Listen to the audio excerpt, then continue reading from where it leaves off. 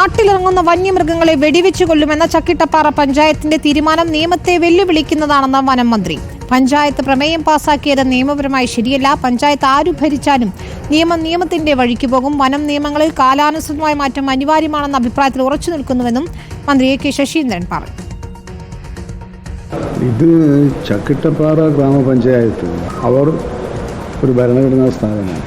ആ സ്ഥാപനം നിയമത്തെ വെല്ലുവിളിക്കുന്നതിനോടാണ് നമുക്കെല്ലാം യോജിക്കും. നിയമത്തിൻ്റെ മാർഗം സ്വീകരിക്കുന്നതിന് ഗവൺമെൻറ്റോ മന്ത്രിയോ വകുപ്പോ ഒരു കാരണവശാലും ഇതിലുള്ളത് നിയമവാഴ്ചയാണ് ഇവിടെ ഉണ്ടാകേണ്ടത്. കേരളത്തിലെ ഇടതുപക്ഷ ജനാധിപത്യ മുന്നണി സർക്കാരും കേരള നിയമസഭയും വന്യജീവി സംരക്ഷണ നിയമങ്ങളിൽ കാലോചിതമായ മാറ്റം വരുത്തണമെന്ന അഭിപ്രായമാണുള്ളത്.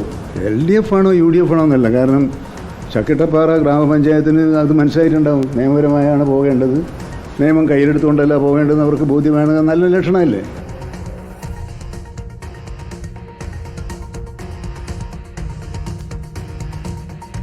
സാനിയോ മനോമിയുടെ വിശദാംശങ്ങളുമായി.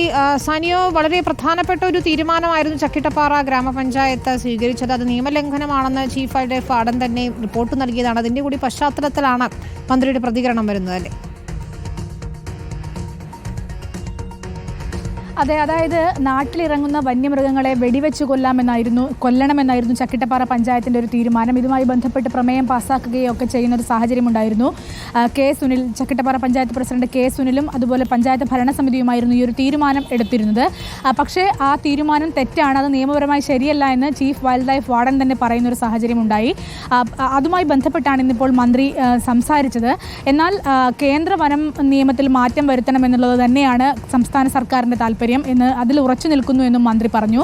ഇതൊരു ഇടതുപക്ഷമാണല്ലോ ചക്കിട്ടപ്പാറ ഭരിക്കുന്നതെന്ന് ചോദിച്ചപ്പോൾ ഏത് സർക്കാരാണെങ്കിലും ഇത്തരത്തിൽ നിയമം കയ്യിലെടുത്ത് എന്തെങ്കിലും ചെയ്യുന്നതിനെ അനുവദിക്കുന്നില്ല എന്നാണ് പറഞ്ഞത്. അതേസമയം ഇത്തരത്തിൽ നാട്ടിലിറങ്ങുന്ന വന്യമൃഗങ്ങളെ സംബന്ധിച്ചിടത്തോളം കേന്ദ്രത്തിൻ്റെ നിലവിലെ നിയമം മാറ്റണമെന്ന് തന്നെയാണ് ഇടതുപക്ഷ സർക്കാരിൻ്റെയും എല്ലാവരുടെയും ആഗ്രഹമെന്നും ആവശ്യമെന്നും അദ്ദേഹം പറയുകയും ചെയ്തു. അതേസമയം ഈ നിലവിലെ നിയമങ്ങൾക്കനുസൃതമായി മാത്രമേ എന്തെങ്കിലും തരത്തിൽ ഈ വന്യമൃഗങ്ങളെ വെടിവെച്ചു കൊല്ലുന്നതുമായി ബന്ധപ്പെട്ടുള്ള തീരുമാനം എടുക്കാൻ കഴിയൂ എന്നും മന്ത്രി വ്യക്തമാക്കി.